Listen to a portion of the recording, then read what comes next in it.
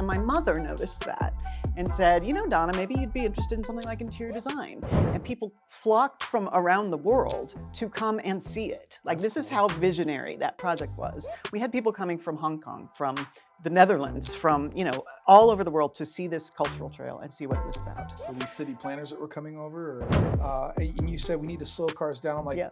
do we reduce the speed limits or just have more cops to enforce the speed limits? And you gave an architect's answer. Yeah. That's fantastic. Yeah. Thank now, you very much. I am also, and I think maybe Brandon mentioned this, I would go for geofencing as well. The building is gorgeous, and it's, you know, the paving all around it is beautiful. There's always a place to stand where you're protected from the weather. Like, that investment in the dignity of people.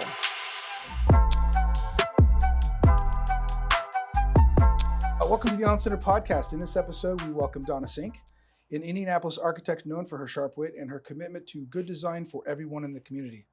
Donna brings over 25 years of design experience to a lively conversation about making better cities, covering pedestrian-first design, mid-rise housing, contrasts between Japanese and American urbanism, and the mission of the People for Urban Progress, as well as the far-reaching power of civic design. She proves that architecture isn't just about buildings, it's about building community, making her a truly thoughtful voice in today's urban design conversation. Hopefully, in this sharp, engaging conversation, it'll show why her perspective matters to anyone who cares about the future of our cities. And a quick shout out to Map Solutions for sponsoring this episode when you need to measure once and get it right the first time. Donna, thanks for being on my podcast. Thank you very much for having me. I'm excited to be here. I'm greatly looking forward to it. Your introduction to architecture famously started with designing a Barbie condo on a bookshelf. Can you share that story and how those early creative experiments and your your family's support sparked your journey into architecture? Yeah, so I, as a child, emptied out a big bookshelf and set up a little Barbie condo as if it was in an apartment. And I would say that was when I really first started was already interested somehow in the idea of rural living, which to me goes back to Sesame Street, the idea that people can live in real density. I also grew up in Arizona, where I could go out into the desert and sort of set up things like rocks and in the weeds and make this little space for my Barbies or my dolls or whoever to, I was really interested in setting up like the bedroom, and here's where they cook, and here's the dining table. But then once I got the space for them set up, I didn't really know where the game went after that. Like, I didn't really want to play with oh, here I am walking down the street. It was just about setting up that space. And my mother noticed that and said, you know, Donna, maybe you'd be interested in something like interior design. And then, like, in high school, she got me a subscription to Architectural Digest. So this was back in the 80s.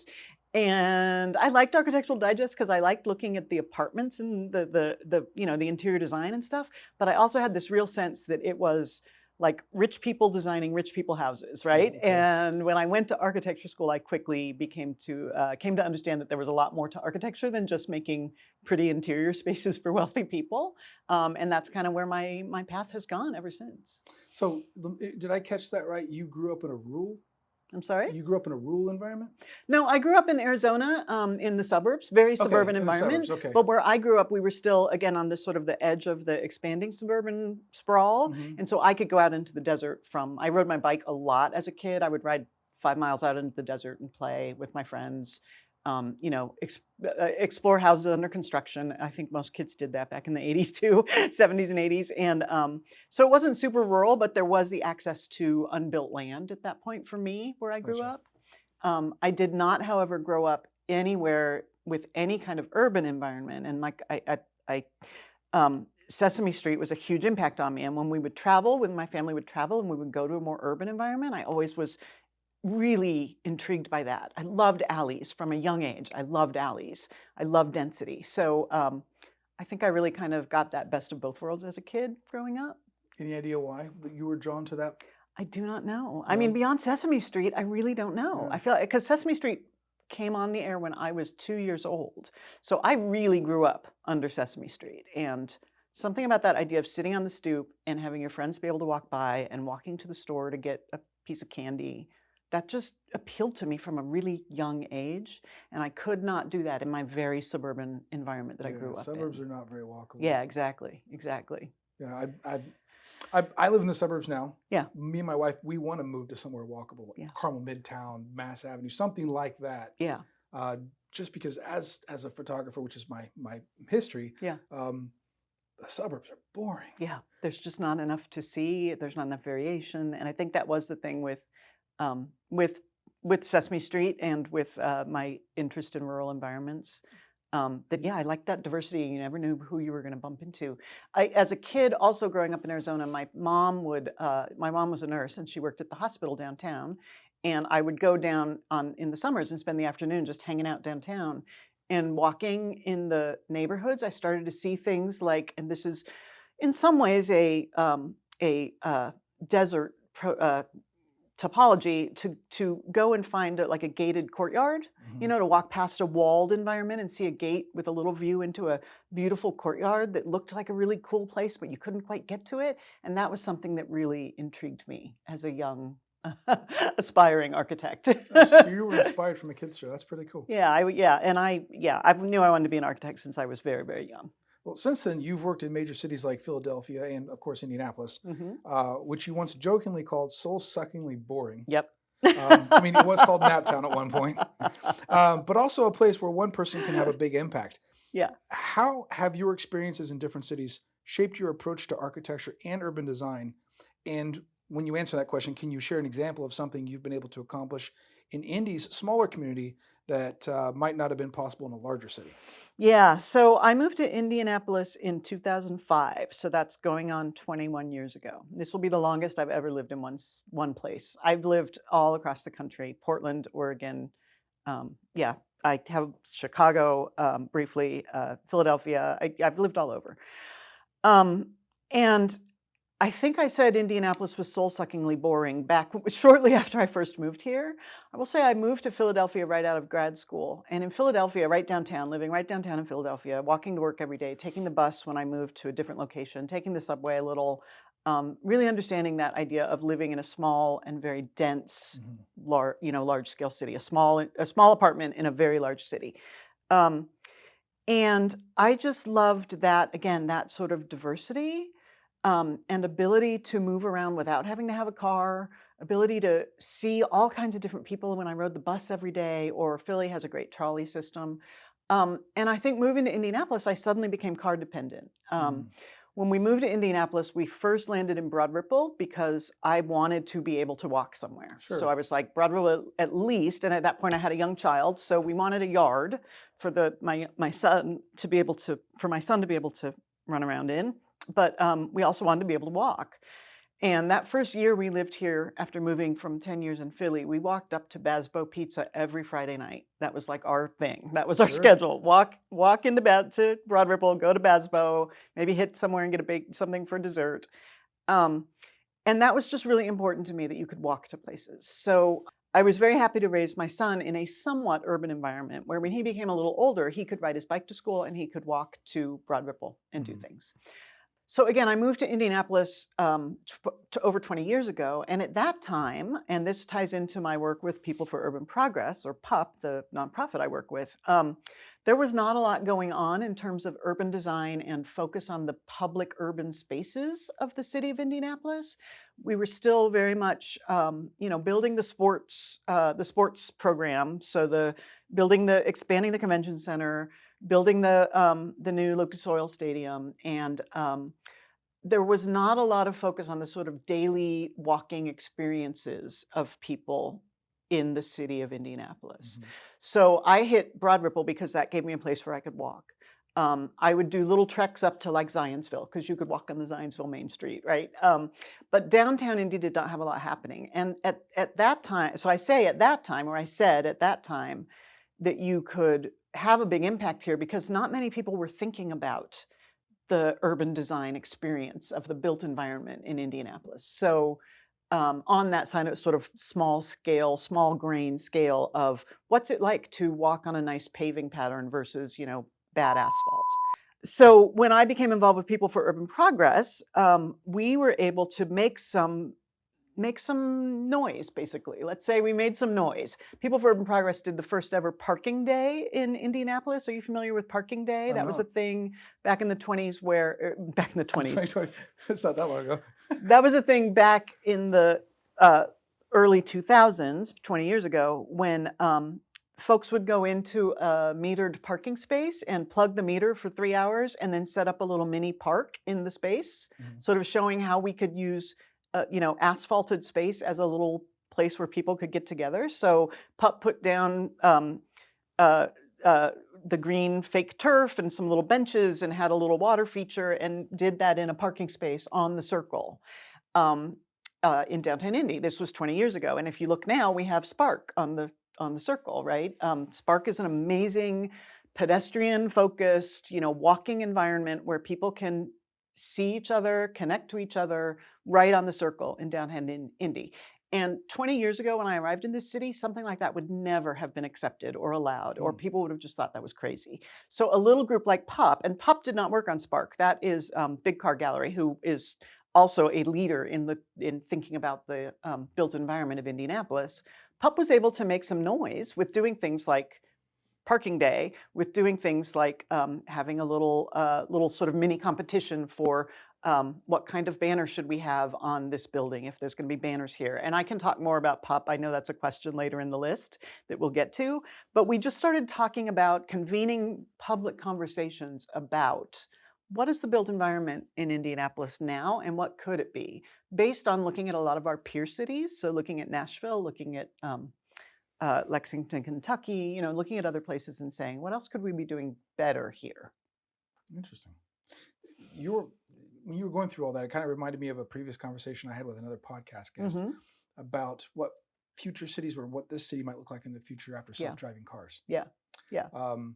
Do you think self-driving cars would help or hinder the whole urbanization and the walking environment, considering the fact that we could get rid of parking lots and add urban spaces? I am extremely anti-self-driving cars because I am anti-cars. Gotcha. Cars destroy the urban environment. And I completely agree that, yes, we could greatly reduce the number of parking spaces needed, but we would still have, people call streets the car sewer. We'd still have this sewer of moving vehicles that cause issues for anyone, especially a young child walking alone, a person on a bicycle, a person in a wheelchair, a person with a cane, a person who doesn't see well. The car is the issue, the conveyance. In addition to how it destroys our urban environment, it also, even electric cars contribute to global warming. They also contribute to the more asphalt we need, the more global warming. They contribute to more isolation on the part of everyone. If you just get into a car and you don't have to talk to anyone or see anyone, like you spend time on a bus and you just develop a much higher tolerance of patience for different people. And when everyone's in their own car, especially in their own self-driving car, where they feel like they themselves are not responsible for how that car acts, that's only going to add to more isolation from each other and less sense of community. So yeah, I think self-driving cars are absolutely not the way to go. The way to go is mass transit. I mean, plain and simple. Buses still need streets too, though. Buses fit 200 people in the same space that you can fit 6 cars. That's fair. Right? Sure. So you need way less asphalt to get a bus to move people around. And then, of course, if you have a streetcar or a train, a light rail, you can have tracks and you can have flowers growing between the tracks. Gotcha. I'm sure in some of the later questions we'll touch on other cities that you've seen with that kind of mass transit. You're moving forward bus shelters on the Indianapolis Culture Trail blend public transit with poetry and environmental design. Yes. What sparked the idea to incorporate poems into bus stops? And can you describe a moment when you saw people interacting with these shelters that affirmed the impact of this project?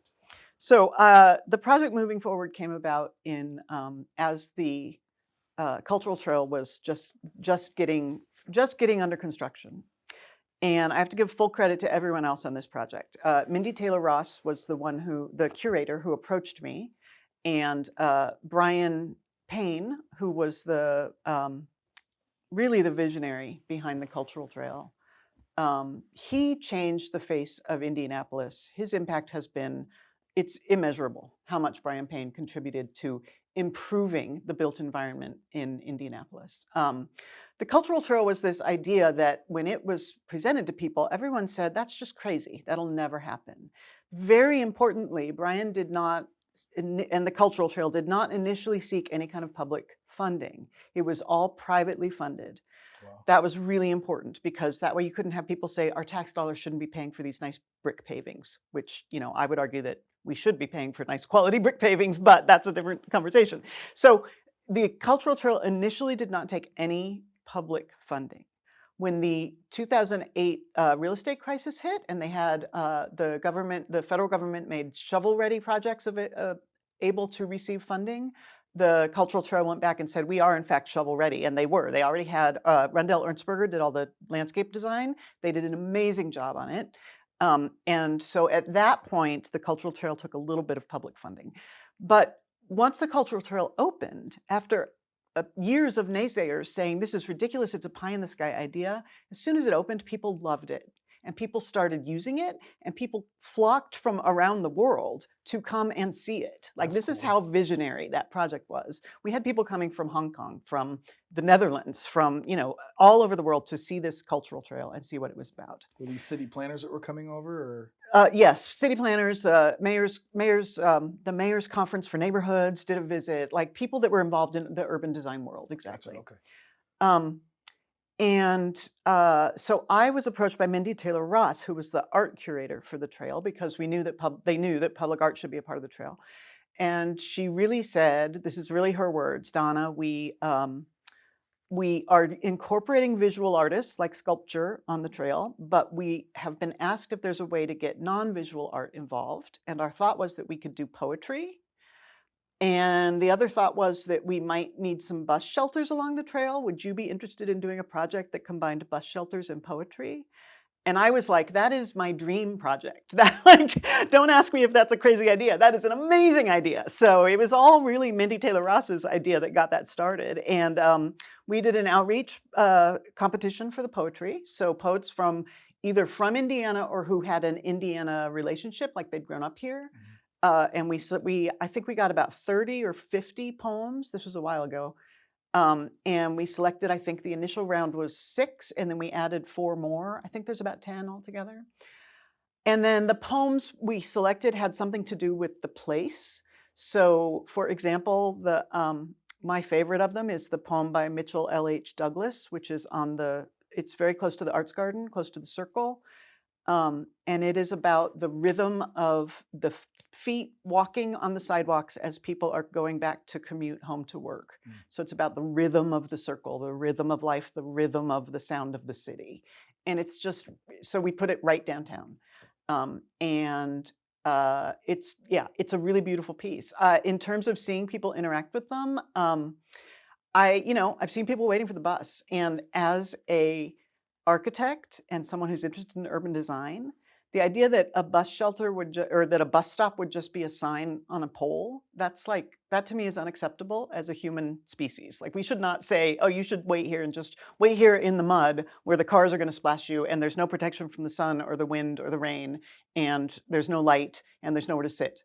Just wait there and a bus will maybe be along in an hour. Like, that is not the way to get people to be interested in transit or to respect the fact that people who use transit deserve dignity. Yeah. So I was thrilled to do that project, and I'm really glad to see it still happening. There have been changes, of course. The Red Line came and that displaced a couple of the bus stops, so they have now been relocated to different locations in the city. I can keep talking about bus stops for just a minute with the work I do with People for Urban Progress, where when the baseball stadium on 16th Street, when that baseball stadium was being renovated to be apartments, which it is now, the developers came to People for Urban Progress and said, can you do anything with these seats, the stadium seats? And we put together a partnership with Indigo to put those seats at bus stops. Okay. And this started again, I want to say this was like 2008 maybe, or 2010. So 15 or so years ago. At that time, Indigo had over 400 stops and less than 40 of them had a place to sit. So again, things have changed a lot in this city. And this is why I say back 20 years ago, you could make some moves because people weren't thinking this way. These days, we've got some really, really nice bus stops all around the city. We've got the red and blue line, we've got, the red and purple line, the blue line is coming. So that kind of attention to urban design and street furniture and those things, that didn't exist back then, and now it does. I like to think PUP had a little to do with that. So PUP was able to deploy another 40 bus seating installations at bus stops around the city. So we doubled the number of places where you could sit when you were waiting for a bus. And that, again, that was a partnership with Indigo, where Indigo would donate half the money, and the property owner or a private donor would donate the other half of the money, and PUP would build the bus seats and get them installed. And that's how we were able to put some little orange former baseball stadium seats out at bus stops around the city. Yeah, if you see those bright orange, they're bright orange folding seats. So they're like individual, it's like 3 seats ganged together, and they fold up or down, and they're orange. And yeah, they came from the old Busch Stadium on 16th Street. Between that and the poetry, you've given me a lot to look for next time I take a walk downtown. That's really cool. You've been a strong advocate for making Indianapolis more walkable and transit friendly, even noting from a recent Japan trip how street design there makes walking easier. What changes do you believe Indianapolis must prioritize to shift away from a car-centric culture? Can you share a personal experience, maybe a time you were trying to walk or bike in Indy that drove home for you why those changes are so important? Your questions are so long, I have to go back and So think. you want to cut that into 2 parts? No, what was the first part of it? Sure. What changes do you believe Indianapolis must prioritize to shift away from car-centric culture? Number one, I want to applaud the city council for the no turn on red signs that were installed in the last year or 2, maybe. That was a big fight. I know that the state legislature was against it, and I'm very proud that the city council said, you know what, we're going to do it anyway. No turn on red is a great thing. But really, the one thing that must be manifested in the city of Indianapolis to make it a safer pedestrian and biking environment is slowing down the cars. That's what it comes to. It's not about teaching people to wear reflective clothing or putting out more bike helmet lights. It's about the cars. That's the issue. Because when you go to a place where there are not cars, you realize that it is a quieter, calmer, safer environment, right? I don't know if you've ever been to Mackinac Island where there are no cars. Or even just closed down walking streets like on Georgia Street when there's maybe 1 or 2 cars coming through slowly, and they're driving very slowly because the environment is a little questionable. It's not like a freeway. It's clearly somewhere where a car is not sure if they should be there or not. That's what we need to do. We frankly need to make the city less comfortable for cars to go quickly. That's the number one thing. So the no turn on red was a big help to that. Anywhere you can do paving that's cobbled, or do the speed bumps or the traffic calming. The circle, again, is one of the great examples of a traffic calmed environment where people tend to not drive fast around the circle. They'll drive real fast going to it, but they don't tend to go around it fast because it's cobbled, and there's a lot of it's all level, right? There's no sidewalk step down to the street. It's a rough place for the car to go, and they're not quite sure if someone's going to walk out in front of them or not. So they slow down. I could look at so many streets, and one of the big ones is that street, when you go out Washington Street to the west side, and you go past the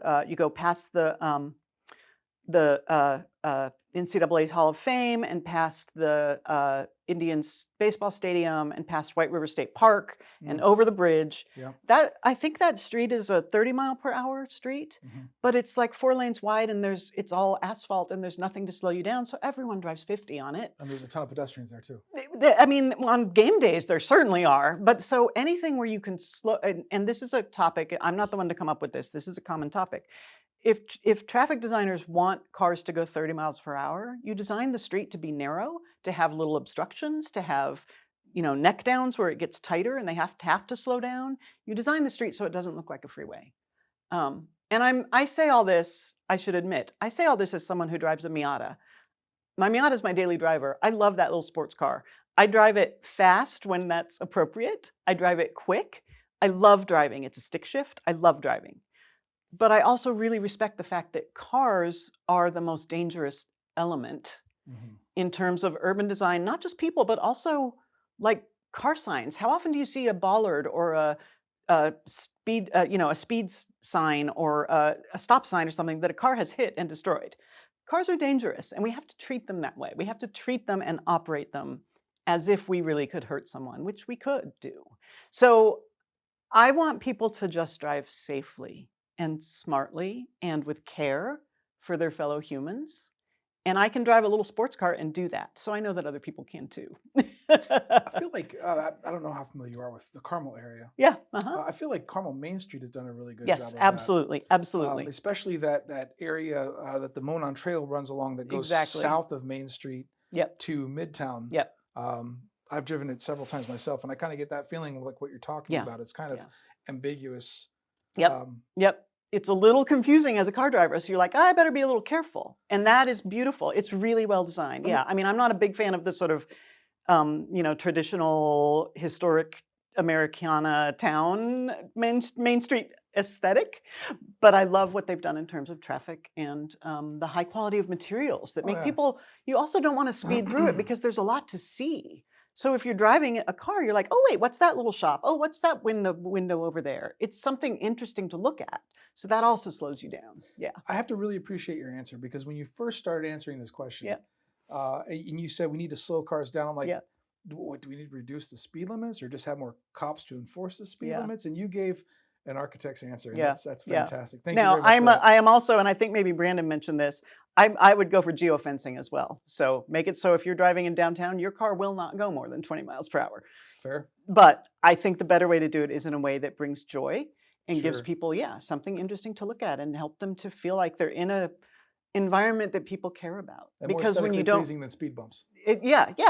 I mean, if you have nice cobbled streets, nice brick streets, they look great. They show that someone's thinking about design, and they maybe will make people also slow down because it'll bump their car too much when they drive fast on them. So why not get the best of all worlds? Yeah. Well, as board president for for Urban Progress, you've helped turn trash into treasure, from salvaging the RCA Dome roof for bags to installing the old stadium seats at bus stops that you were talking about. Why is creative reuse so important for a city's identity? Yeah. So again, this is kind of goes back to when I first moved here, and I came from Philly. Philadelphia is a city with an attitude about itself, right? Everyone knows that. Philly's a like, don't talk bad about Philly kind of place. And I came to Indianapolis and I didn't see a lot of really that kind of pride, that kind of civic pride. People for Urban Progress was founded by Michael Bricker, who grew up here, went to Wabash College, and then went to Texas. I want to say Texas Austin, the University of Austin, I think, and got his master's degree in architecture. So he actually got a degree in architecture, moved back to Indianapolis and sort of said to himself, why am I not seeing the approach to the urban built world here that I'm seeing throughout my studies and in other parts of the world? And so he founded People for Urban Progress when the RCA Dome was being demolished, and he looked at the 13 acres worth of not Teflon coated canvas over the dome, and said, basically asked the city, what is happening to that fabric? That was an air supported dome. What's happening to that fabric when the RCA Dome comes down? And the answer was it's going to a landfill. And he just felt like that was not acceptable. So he rallied Keep Indianapolis Beautiful to find some storage space, and spoke with the contractor and was able to get the material, 13 acres worth, cut down in big sheets so that it could be reused. 13 acres of material, cut down in these big, like 12 by 12, 12 foot by 12 foot sheets, had KIB store it. And he and his sister, Jessica Bricker, started putting together, what can we do with all this material and how can that impact the built environment in the city? So some of our first projects with the dome fabric were shade structures in little green spaces. When we did our parking day, we had a little shade structure set up that was part of that fabric. And to fund the effort to build shade structures, we started making purses, sketchbooks, wallets, bags, things that we could sell to fund the ability to then do additional work. It became really looking at, number one, how do we not throw so many things away, right? Landfills are going to get full. Two, how do we have some civic pride? The idea that we had a the RCA Dome was built to attract the Colts to the city. So we got the team, and we have pride in the team. Can we still have pride in these materials that they're not using anymore? And the answer is obviously yes. So it's a combination of civic pride and better attention to our built spaces in the city, and kind of being a young upstart and seeing what we could get away with in terms of doing something interesting and inventive in the city. Like I say, I think we've come a long way as a city, and that kind of really like young startup energy is not pushing the narrative right now, because more people are educated, more people are older. We have people in the city, in the Office of Sustainability, for example, who are really thinking in creative ways about how we can reuse things and lessen our impact on the environment.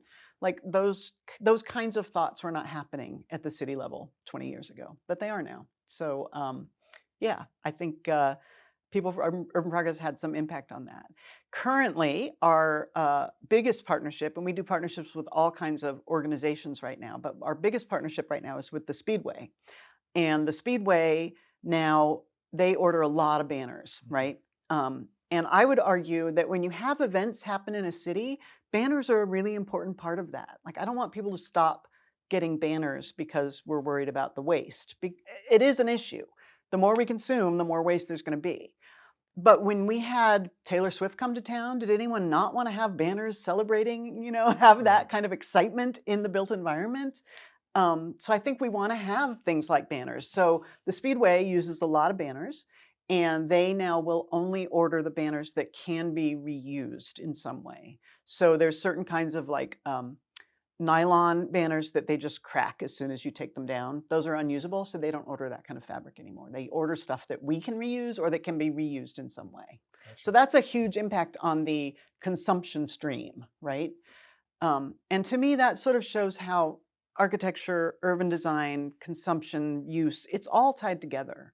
If we can use materials in our buildings that will last a long time or that can very easily be recycled, like aluminum. Aluminum is very expensive to manufacture the first time, but very inexpensive to recycle.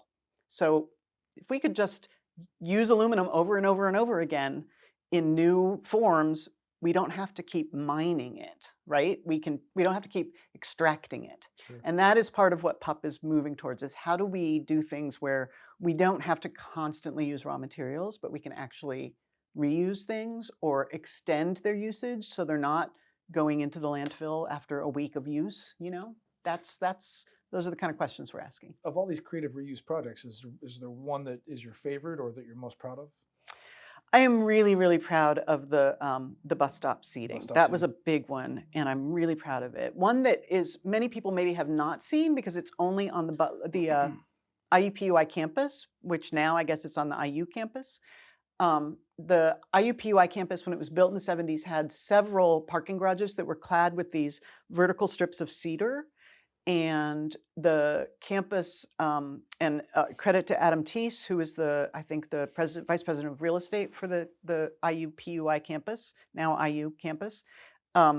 He brought PUP in when they were taking those strips of wood off the parking garage because they were putting up new aluminum fins. And we were able to remake I don't have a number exactly, but it was at least 1,000 pieces of wood, basically beautiful cedar boards that were perfectly good. We reused them to make some street furniture for the campus. So that's one that most people don't see because it's really on a pedestrian environment on the campus, so you wouldn't just drive past it. But we did benches, we did some sort of standing tables where you could like set up your laptop and have an outdoor meeting. And I feel like there was one other benches, standing tables, and there was one other piece. But anyway, that was a project that PUP has done that most people have not really seen. Gotcha. Yeah. When it comes to housing design, you've stressed the need for family-friendly options and good design for everyone, not just young professionals. Yeah. In a downtown landscape full of studio and one-bedroom apartments, what would you do differently to create mid-rise urban housing that works for families? And can you share an example that shaped your views of designing cities? So this is going to get a little in the weeds, but the architects will enjoy it. And let me ask you this first though. Have you talked with anyone about the single stair movement? No. Okay, so the single stair movement, and I am most familiar with this because of my friend Michael Eliason, who is an architect in Seattle. The single stair movement is basically, this is in the United States, and I don't in any way mean to downplay fire code, fire safety. In the United States, the way we build apartment buildings is with 2 stairs. So there's always a long hallway and 2 stairs, one at each end of the hallway. And that way, if there's a fire, you can run in either this direction or that direction. You can always run away from the fire to get to an exit stair. In Austria, where I actually spent a semester in a study abroad program, and in Germany and in some of the Scandinavian countries, they're building what are called point access blocks, which basically means it's 1 stair. Typically, they go up to like 8 stories. Personally, I'm only comfortable with them up to about 5 stories. But with a single stair building that goes up 5 stories, you can do 1 stair and you can do an elevator in the middle of the building. And then the apartments that surround that central point access, they can have 2 or even 3 sides that have windows, right? So in a single stair, in a double stair, single corridor building, your apartment only has windows looking out. You don't get any corners, so you don't get any cross breeze, cross ventilation, right? In a point access block, you can have everything. Every unit can be a corner unit, which means you can get cross ventilation, and you can fit in 3, 4 bedrooms very easily. And whenever I speak, in my current job, I speak with a lot of affordable housing developers. And whenever they say the word family, I say it has to be 3 bedrooms. You have to have 3 bedrooms to call something a family apartment. Like, I had my first baby in Philly. Yes, you can have a baby in a studio apartment, but at some point, that kid, and if that kid has siblings, you're gonna need more bedrooms. It becomes really challenging. So if you can do a point access block that has every unit is a corner unit. You can have a little bit of outdoor space because you can do a little balcony. You can get cross ventilation. You can have every bedroom has a window, and you can get a 3-bedroom unit in. And you're not spending so much money on this long corridor that then divides your ability to have all of those, corner accesses.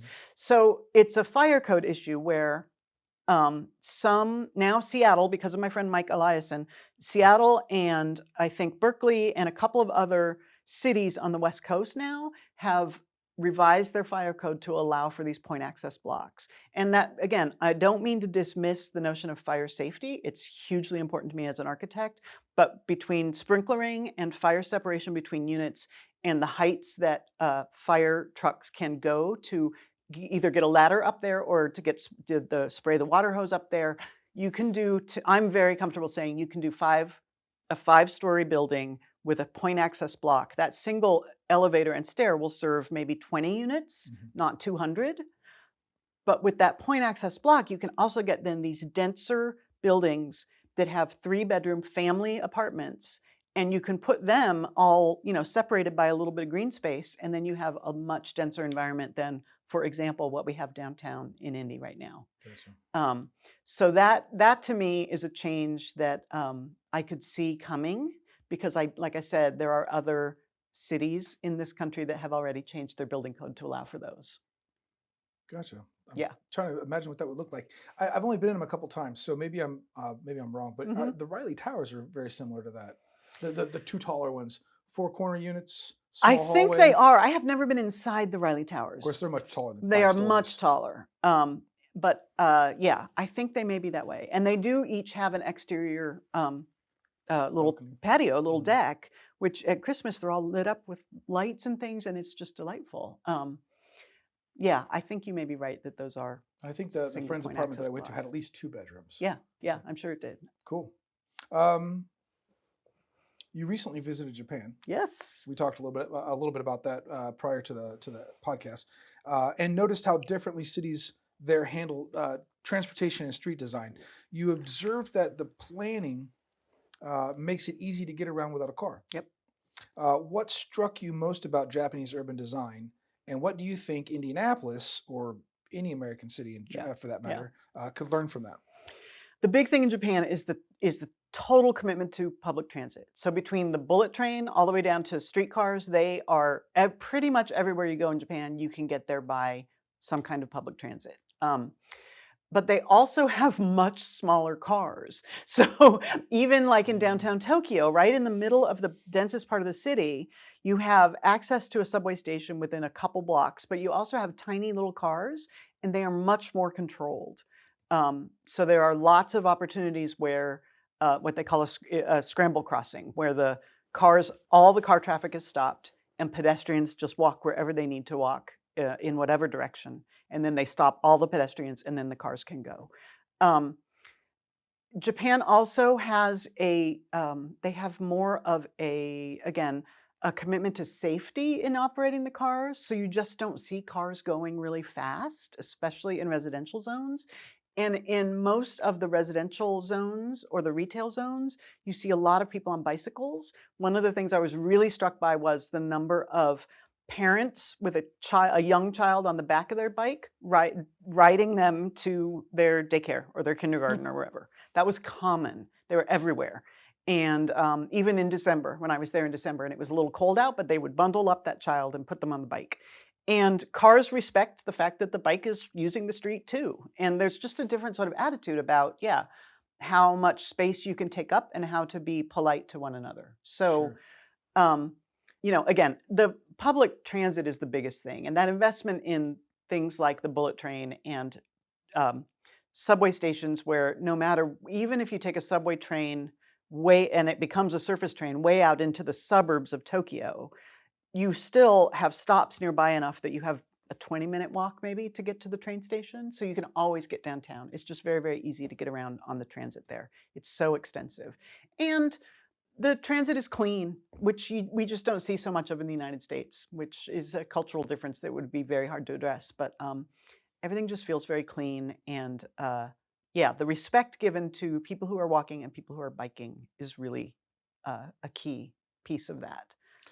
There is a big difference in culture between Tokyo and Indianapolis, besides the fact that it's a much larger city. Yeah.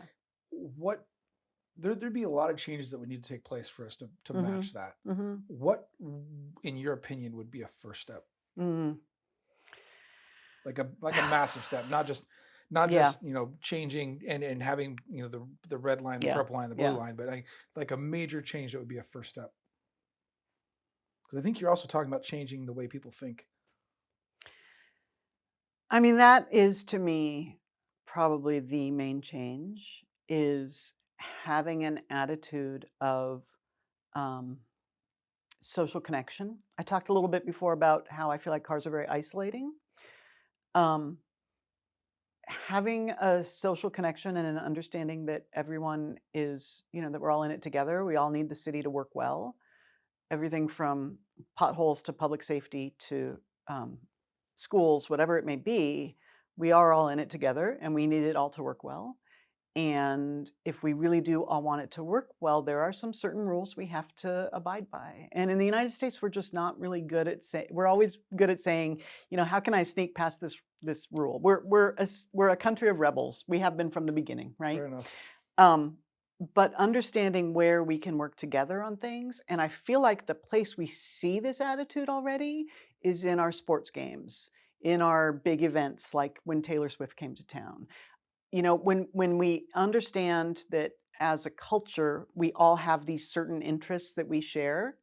The Colts winning is one that we all want to happen. Sure. And so when you go downtown on a game day, there's a sort of connection among everyone and a rallying towards the same cause. And if you see another Colts fan and they accidentally cut you off on the sidewalk, you're like, hey, no worries, we're all happy to get to the game. There's this sort of connected intention that everyone is excited about the same thing. If we could get some of that attitude back towards our public spaces, where you saw it again when Taylor Swift was in town and people were lining up to get their picture taken with the big Indy sculpture in front of the Taylor Swift sticker that was on the JW Marriott Hotel.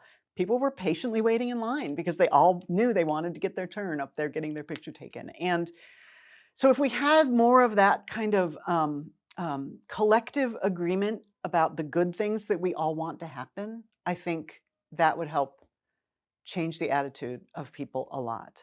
Unfortunately, and I don't want to get too political, but we are definitely in a time in this country of concern and fear and division. people are struggling. Everyone I know is struggling with money, with debt, with concern about the future, with just the overall stress of uh, living in this country right now. So we all have a sort of extra psychic burden on us right now. And if we could sort of keep our eye on those bigger topics, like, yeah, the Colts are going to win, awesome, or yeah, we're going to have this amazing convention come to town, like when the Future Farmers of America are in town. I always love that too, because it's a bunch of little teenagers in their blue corduroy coats running around the city. You know, Indianapolis is actually a really interesting city. Everyone I talk to or see online who comes here and visits is like, yeah, downtown was way more interesting than I thought it would be. And if you get someone on a Pacers electric bike riding on the cultural trail on a nice day, they are like, this is the best city in the world. My husband had a client come up from Santiago, Chile, and he took them downtown. They went on the cultural trail. They had a nice dinner. They went to the Speedway and saw a time trial for something. And they came away going, wow, Indianapolis is a great city. I think we're all really proud of the airport, right? The airport consistently wins best airport in North America. Like if we could focus as a city county, because we are a city county, Unigov, if we could focus as a city county on those things we are all proud of and how to make them stay at the forefront of our goals when we talk about what our goals are for the city, I think that could go a great way. If you want to talk about just a strictly architectural intervention, and this goes to the bigger question of global climate change in a very subtle way. In Kyoto, Japan, there's a large area that has a covered streetway. It's an old historic street that they just put a roof over. So if it's raining, you can still walk from shop to shop. So it's kind of like a mall, right? But it's not interior, it's exterior. And frequently when the conversation of, street traffic in retail and walking on the sidewalk and pedestrians and bicycles, when that comes up, people say, well, it snows in Indiana, it's weather. You can't ride a bike 6 months out of the year, which is not true and is becoming even less true because with global warming, we're just not seeing the kind of snow and freezing temperatures that we used to see. Yeah. So as the globe gets warmer and warmer, a covered, arcaded space to walk downtown with a cover that protects you from rain and snow, but also protects you from sun. It gives you some shade on those really hot days. That's going to be really, really important. And I feel like covering sidewalks would be a huge intervention that could make a huge difference in people's interest in walking downtown. So like you said, you walk through the Carmel Main Street areas, right? Mm-hmm. The more you can have a shade and sun and rain protection, the better, right? Sure. Yeah. Yeah, I walk downtown Indy a lot too, so I know what you're talking about. I know I put you on the spot with that question, but it's okay. That was an exceptionally insightful answer. Thank you so much. I'm glad. Car culture, back to that, has long shaped Indianapolis. Yes. But you've been one of the voices calling for a people-first approach to city design. In your view, how can cities like Indianapolis realistically pivot away from car dependency? Mm-hmm. And we've touched on that a little bit, but and make streets more for people. Yeah. We also touched on that. So if I'm repeating myself with this question, let me know. It's okay. But let's go. Yeah, no, I think the red line and the purple line are huge game changers for the city in the way that the cultural trail was back when it first opened. And I'm really excited for the blue line to come. I do think that an easy and, I'll say easy and convenient and dignified way for people to take public transit, that's a huge part of the conversation. So like I said before, when you have a sign stuck in the mud hole, that's not an acceptable transit stop. When you have a nice elevated, shaded, protected space to wait where you can get information about how soon the next bus is going to be here, that changes the game in terms of transit. So I think even more commitment to our transit system will help. Do you think we could do trolleys, or do you think we couldn't get away with that? Oh, I absolutely think we should go back to the streetcars. Yeah. Absolutely. Yeah, I worked at the Indianapolis Museum of Art for 5 years, and there's still you can still see where the interurban went across the campus of the IMA, and in winter lights, they have a little lit canopy that goes over it. I think streetcars would be an amazing thing to go back to. Absolutely. And again, it's also like an attitude adjustment of, it's not, for one thing, the people that like to drive their cars and argue against investment in transit. They should be arguing for investment in transit because that means less cars on the road, which means they can get where they're going faster, Sure. right? But one of the projects, when I was at the Indianapolis Museum of Art, one of the things I worked on was we did a sort of campus master plan, and we changed some of the site, the exterior. And one of the things I insisted on, I'm actually very proud of this, is that on 38th Street, there's a bus stop across 38th Street. And a lot of our folks that arrived to the museum early in the morning, so the security staff or the maintenance staff, would take the bus. When they would get off the bus, they had to walk across 38th Street. There's a light there, a traffic light, but it's not a well-lit street. There was not a marked crosswalk. It's a horrible intersection. And then when they would get across the street, they would land on a sidewalk that dead-ended, and to get into the museum, they had to walk through grass and mud. So I insisted that we put a sidewalk in there so that at the very least, and then we also called the city and said, we need a crosswalk at this location. Mm-hmm. So the city painted the crosswalk, we built a sidewalk, and it just makes for a more dignified approach for someone. Sure. You get off the bus and it's dark outside, you have a safe, protected path to get to the front door. So the more we can do that, and I think about this especially out more in the suburbs where you have like a mall or a large, a hospital, somewhere that is a big employment force, making a safe, dignified way for people to get to that job is a huge game changer. Because if the bus is dirty and late and doesn't come more often than every hour, and there's no sidewalk to get to, so you have to walk in the mud, and when you get off of it, you're in a dark street where people are going 60 miles an hour past you, you're just going to choose to not take the bus, right? So investment in not just the infrastructure, not just the physical infrastructure of transit, but also the ways that transit can be a dignified and respectable way to get around. The Transit Center downtown, it's a beautiful building. It's beautiful. I take the bus sometimes to go to Chicago because I just prefer that to driving. The building is gorgeous, and the paving all around it is beautiful. There's always a place to stand where you're protected from the weather. That investment in the dignity of people that are using the system, that's what we need to have more of. Okay. So, and again, biking, I ride my bike to work pretty frequently, and 90% of my bike ride is on either cultural trail or a separated, painted bike path. And I feel completely safe the whole ride. So I'm not worried about cars running into me. I'm not worried about the big potholes or whatever. It feels like a day out to ride my bike to work.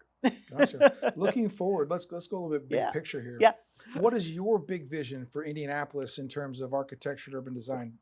Say in the next decade, what are some major projects or major project that you'd like to see? And then on a personal level, mm-hmm.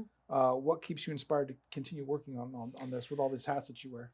So I would like to see more investment in housing downtown and close-in downtown and dense housing downtown and family housing downtown. So 3-bedroom apartments or buildings that are like fourplexes kind of size things, like row housing. In Philadelphia, families all live in row houses. That's just how you live. So I would love to see that. Along with that investment would be, I think, more investment in things like grocery stores, restaurants, places to go that are not conventions focused, mm-hmm. but are more small, local businesses. Would Fresh Time in Broad Ripple be a good example of that? Fresh Time in Broad Ripple is great. I used to walk to it all the time. And yes, it's a place where you can buy all kinds of good food, and you can also get a sandwich, and it's got a little place on the canal where you can sit. So yeah, I think those are all, I would love to see more stuff like that. Yes, absolutely. I think that it is important that we keep investing in the sports strategy. So the WNBA practice facility for the women's basketball teams downtown is getting a lot of flack because it's not a dense use of that downtown lot, very urban lot. But I am excited about it because, like I was talking about with the banners, we need to have some spectacle downtown and some fun and those exciting events that get everyone wound up. So I would like to see continued investment in our sports strategy, but with that, investment in some of the quieter things like nice sidewalks, like bike lanes, like places where a family can sit down and have a meal outside on a picnic table. I think the Cummins outdoor space downtown is beautiful in terms of how anyone can use it and you can just hang out in there for a little while. I would like to see more spaces like that downtown. I think when I really look out long term, I think your idea of bringing back the streetcars is a great one. But also, in my day job now, I work with nonprofits. And working in the nonprofit world right now, I see how great the needs are in our city. And we really do have a crisis of housing. This is not a city problem, this is a state problem. We have a crisis of daycare. We don't have enough daycare for people to feel comfortable raising a family here, because it's really hard to have two working parents when one of them is only working to pay for daycare. It's extremely unaffordable. It's extremely expensive, and the funding changes that the state has just brought about have really made it a crisis. So we have a crisis of housing, we have a crisis of daycare, which leads to a crisis in workforce. It means we don't have enough places, we don't have people who can work and live comfortably together. So we really need to pay attention to just what the everyday people need. And that is things like affordable housing and safe spaces to walk your kids to school. That's the other crisis we're under right now, is the school system. So some long-term changes that would come at the legislative level, addressing those issues, I think is something that's going to be needed. I don't know how to affect that, but I see, again, working in the nonprofit world, I see the need for these things. I see the need for caring for the homeless, for drug addiction treatment, for all of these things that are just really, really hard things to navigate as just a normal person in the city. Sure. So I want us to be a caring city. Going back to one of the best spectacles ever in the history of Indianapolis, in my mind, was when we hosted the Super Bowl. And we did a great job of it. We did such a good job that we influenced all the future Super Bowls. And one of I thought, the most delightful moves of the Super Bowl, and it was a very Hoosier, Indiana-based program, was volunteers knitted scarves. And the scarves were available if you came to Indiana for the Super Bowl and you were here from Florida and it was colder than you thought, there was a scarf. You could just have it. It was a blue and white scarf that had been knitted by a volunteer, and you could just have it and use it. Simple little things like that. Sure. Like, how do we just do a little tweak that makes things so much better for just the average person? That's what I feel like we can dream about and we can do, because we have so many people here who are really good-hearted and really do care about others and are happy to take on little jobs that would make things better for everyone. So, I mean, I think that sort of, again, digging into that collective soul of the city, which is something that People for Urban Progress really started with, was how do we get people excited about this city? Getting people excited about the big things, and then looking at how those little things can add to that excitement. I feel like that's something we need to do. So yeah, that means, little nice urban design interventions, places to sit, places to stay out of the rain when it rains, places to enjoy the green if there's a tree, or some good public art, or something that will just make your day a little bit nicer. I mean, one of the great things we do downtown also is the clean team. They just go around and sweep up, right? They sweep up the garbage, so you don't see as much garbage downtown. That's a huge difference. That is not like a big sexy idea, but it's a really good idea. There's places that can bring you joy. Yeah, exactly. Speaking of which, you've moved from Broad Ripple to Riverside. Yes. Okay. Yeah.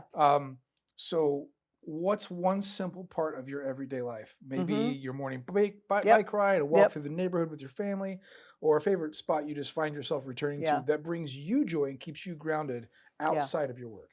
So one of and this is something I don't do now because it was walking my dog, and I do not have my dog passed a year ago, so I don't have a dog right now. But walking the dog and seeing in Riverside especially how much of a porch culture there is just fantastic. Really? There are always, in nice weather, there are always people out on the porches. They all wave to each other. We all say hi. They all know my dog. It's a dense single family homes, but it's a dense urban environment.